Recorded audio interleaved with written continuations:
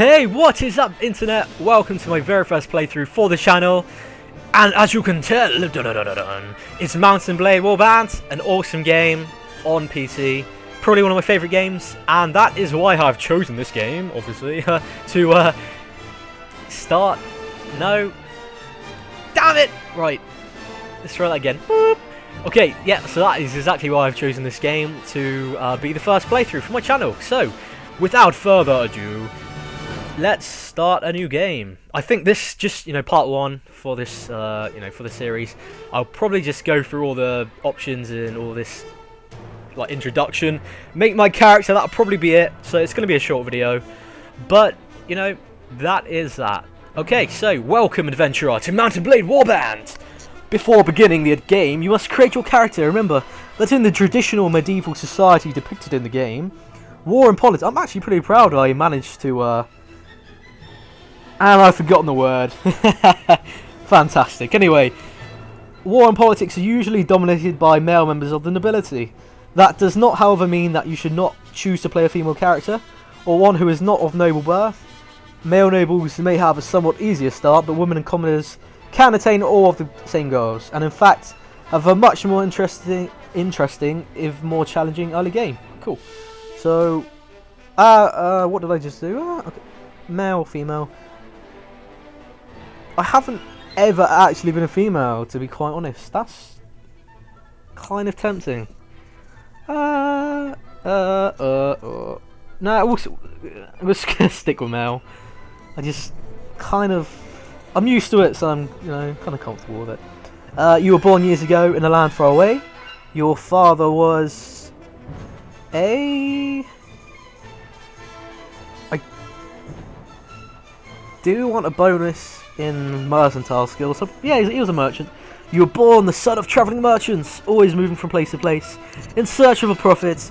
Although your parents are wealthier than most, and educated you as well as they could, you found little opportunity to make friends on the road, living mostly for the moments when you could sell something to somebody. You started to learn about the world almost as soon as you could walk and talk. You spent your early life as a...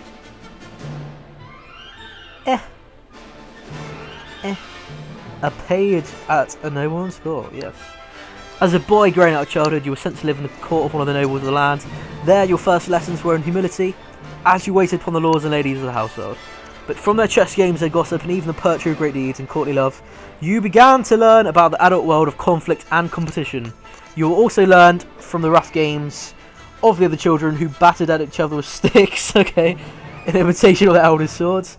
Then, as a young adult, life changed, as it always does, and you became... So I'm pretty sure a squire, if I'm not mistaken, is kind of like a knight in training, which I'm assuming will give me a bonus to combat. So, to me, that sounds like a pretty good choice. Bloody hell, there's a lot of writing. Okay. Though the distinction felt sudden to you, somewhere along the way you had become a man, and the whole world seemed to change around you. When you were named a squire to a noble at court, you practiced long hours with weapons, learning how to deal out hard knocks and how to take them too. You were instructed in your obligations to your lord, and of your duties to those who might one day be your vassals. But in addition to learning the chivalric ideal, that is an awesome game if you haven't played it, Chivalry. Also the expansion, or I guess it's like an expansion, like the Deadliest Warriors expansion. Great game. I probably will actually start a playthrough of that sometime in the near future. But back to this game anyway. Where do we also go? There you go. You also learn the less uplifting side, old warriors' stories of ruthless power, politics, of betrayals and usurpations, of man who use guile as well as valor to achieve their aims. But soon everything changed, and you decided to strike out on your own as an adventure. What made you take this decision was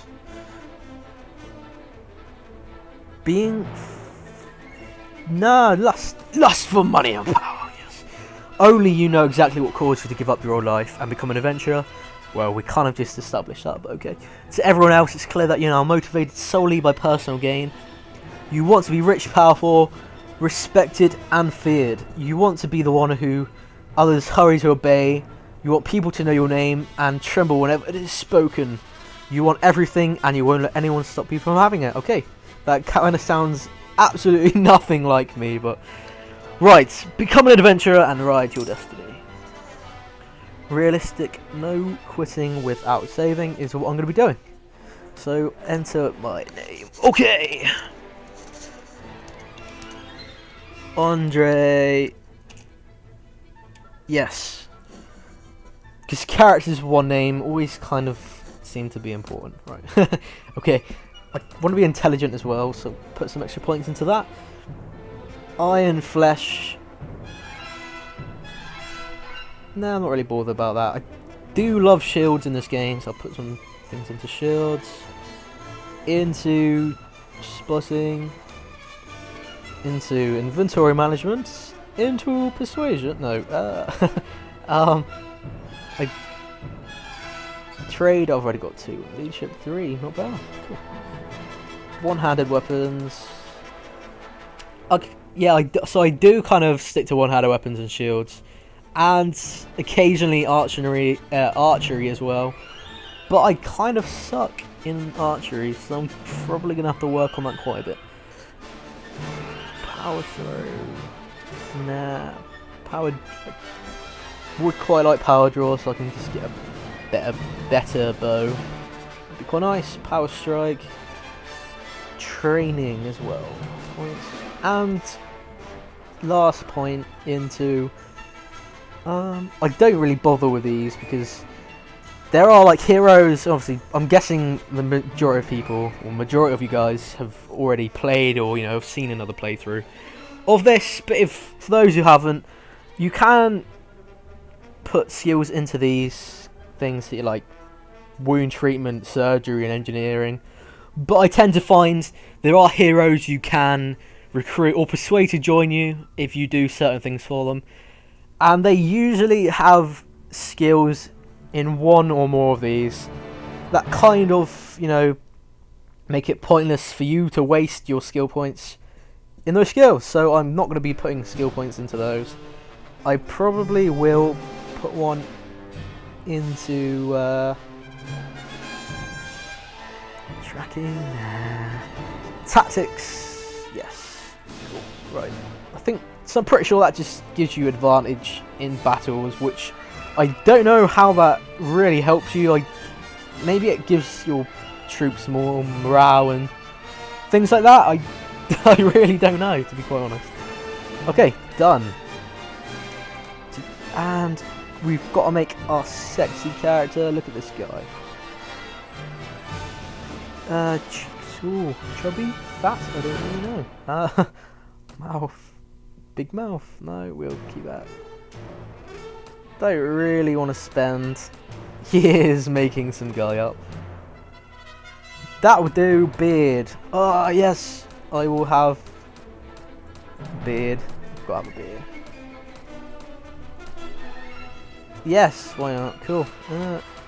And I pick this hair all the time because it reminds me of like Lord of the Rings or something. The guy, I don't know what that guy. I can't remember the guy's name, but it reminds me of Lord of the Rings. So that's kind of why I choose that. Yes, I will be blonde. Sweet. Okay. But basically, just what kingdom I want to join. I am gonna pick the Kingdom of the Nords solely because you get a lot of like sea raiders and things. So when you get a decent amount of troops, like maybe like 15 or so, you can just attack these sea raiders. The small groups of sea raiders anyway. They are really well trained, being that they are basically just bandits, and so they give out a lot of experience in the early game, which really helps, train your troops up, and just give you like a foothold and somewhere to start the game. So that is that really. So I will take this ship to Sargoth in the Kingdom of the Nords. Continue. Okay.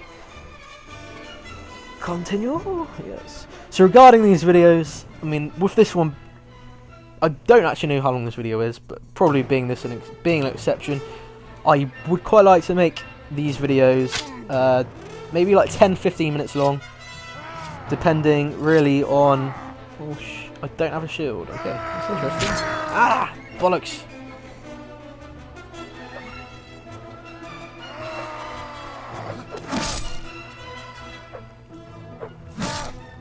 And I'm almost dead already, actually, which is kind of sad. Oh, yes. I will take that guy's shield. Sweet. There's a guy somewhere. Here he is. Oh, you're alright? Well, I guess you're alive at any rate. Oh, thanks, you bastard. I'm not sure we can say the same for the other fellow. That's one less thief to trouble our street tonight, although heaven knows he won't be the last. Anyway, maybe you can help me out with something. Let's talk more inside as he twiddles that sexy mustache. Out here we don't know who's listening, okay. The merchant takes you to his house, okay. I'm getting slightly creeped out. Once inside, he stands by the door for a while, making sure you don't leave, and then finally locks it. Convinced you have not been followed, he comes near you to speak. Oh, this screams rape to me, but hey, why not? So, for those who haven't played the game before, he is basically just a tutorial on how to recruit new soldiers and also on just general combat. But I am pretty used to all the combat and things, and he has taken my shield, which I'm not happy about, but okay, whatever. I guess it was just a tutorial.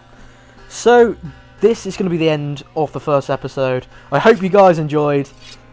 Just, you know, leave a comment, and, you know, just leave some feedback on, you know, things you like, things you didn't really like. I don't really want people being, you know, negative and things, so if you're going to do that, just, you know, I'd probably prefer you don't comment, but if you really have to, then I guess you have to, you know. It's completely up to you, really. So, like I say, thank you for watching. I will have another part out relatively soon, you know. If not this evening, then probably tomorrow in the morning sometime. That is that. Okay, so peace out, guys.